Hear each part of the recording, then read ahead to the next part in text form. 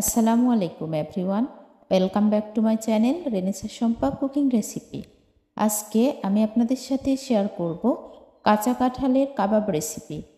আমি কিভাবে আজকে কাঁচা কাঁঠাল দিয়ে খুব সহজে কাবাব রেসিপিটি তৈরি করব, অবশ্যই আপনারা দেখতে থাকুন। তার জন্য আমি এখানে কিছু কাঁচা কাঁঠাল কেটে নিয়েছি, মানে একটা কাঁঠাল থেকে আমার যতটুকু পরিমাণ লাগবে ততটুকু নিয়েছি। 3 পিস গরুর মাংস নিয়েছি। এগুলাকে আমি খুব ভালোভাবে ধুয়ে পরিষ্কার করে নিয়েছি। একটা কড়াইয়ে ঢেলে দিলাম। এখানে 2 টেবিল চামচ পরিমাণ আদা রসুন পেস্ট এবং 4টা এলাচ দিয়ে নিলাম। হাফ চা চামচ পরিমাণ হলুদ গুঁড়া, স্বাদ মতো লবণ, হাফ চা চামচ মরিচের গুঁড়া। এবার আমি হাফ চা চামচ কাবাবের মশলা দিয়ে দেব। অবশ্যই কিন্তু এই কাবাবের মশলাটা দেয়াই লাগবে। এখানে 100 গ্রাম পরিমাণ বুটের ডাল আমি ধুয়ে নিয়েছি, সেটা দিয়ে দিলাম। তারপর সবগুলো উপকরণকে খুব ভালোভাবে মিশিয়ে নেব। মেশানো হয়ে গেলে আমি এটা সিদ্ধ হওয়া পরিমাণ পানি দিয়ে নেব।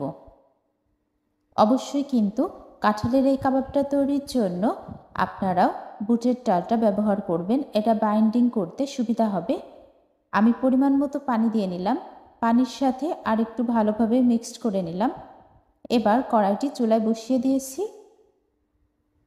একটা পেঁয়াজ কুচি করে নিয়েছিলাম, সেটাও দিয়ে দিলাম। এমনভাবে সিদ্ধ করে নিতে হবে এই কাঁঠালটা, যাতে কোনো রকম পানি না থাকে। অলরেডি ফুটতে শুরু করেছে। যতক্ষণ না পুরোপুরি পানি শুকিয়ে আসবে ততক্ষণ পর্যন্ত আমি জাল করে নিলাম। পানিটা খুব দারুণভাবে শুকিয়ে এসেছে। এখন এটাকে আমি ঠান্ডা করে তারপর ব্লেন্ড করে নেব। অবশ্যই ব্লেন্ডারে ব্লেন্ড করে নিতে হবে, তাহলে এটা একেবারে মিহি হয়ে যাবে, যেটা দিয়ে আমার কাবাব তৈরি করতে সুবিধা হবে। দেখতেই পাচ্ছেন কতটা দারুণভাবে সিদ্ধ হয়ে গেছে। আমি এটাকে এভাবে মিহি করে ব্লেন্ড করে নিলাম।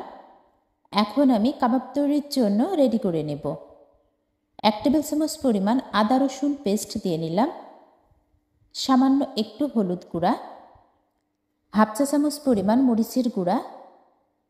আবারও আমি কাবাবের মশলা দিয়ে দিচ্ছি, হাফ চা চামচ পরিমাণ।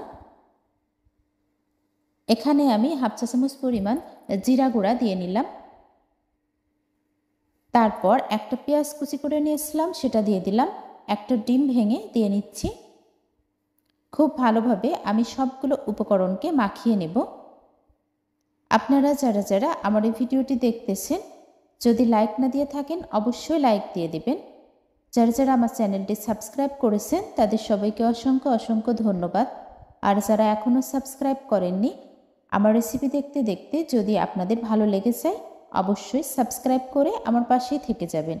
কতটা দারুণভাবে আমি মাখিয়ে নিলাম দেখে বুঝতে পারছেন। এখন আমি এটা দিয়ে কাবাবের শেপ দিয়ে নেব। হাতে একটু সরিষার তেল লাগিয়ে নিয়েছি, যাতে কাবাবের শেপটা দিতে আমার সুবিধা হয়। সেমভাবে আমি সবগুলা কাবাব তৈরি করে নেব।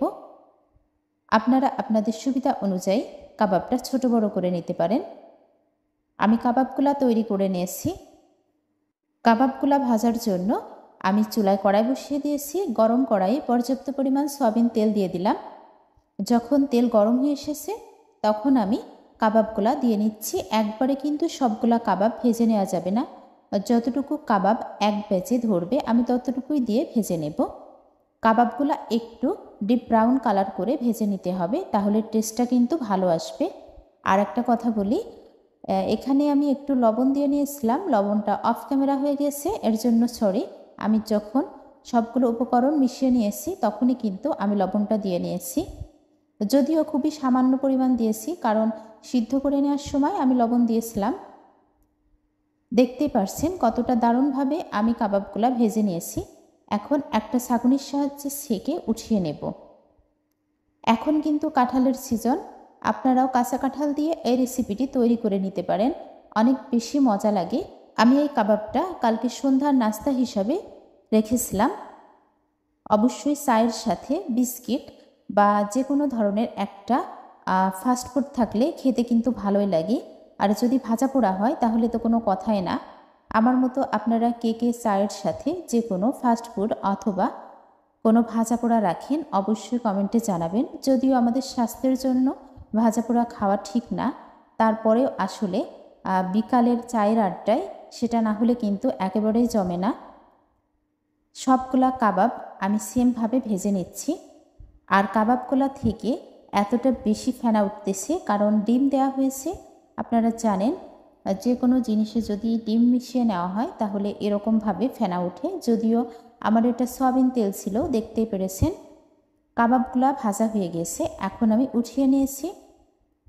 আমার এই কাবাব রেসিপিটা আপনাদের কাছে কেমন লেগেছে অবশ্যই কমেন্ট বক্সে জানাবেন। সঙ্গে থাকার জন্য সবাইকে অসংখ্য অসংখ্য ধন্যবাদ। এই কাঁঠালের সিজনে আপনারা অবশ্যই কাঁঠাল দিয়ে এই কাবাব রেসিপিটা তৈরি করে খেয়ে দেখতে পারেন। আশা করি আপনাদের কাছেও খুব বেশি ভালো লাগবে। সবাইকে আসসালামু আলাইকুম। সবাই ভালো থাকবেন, সুস্থ থাকবেন। ফিরে আসবো আবারও নেক্সট কোনো রেসিপি নিয়ে। আল্লাহ হাফিজ। Thanks for watching. দয়া করে খাবার নষ্ট করবেন না। Please don't waste food.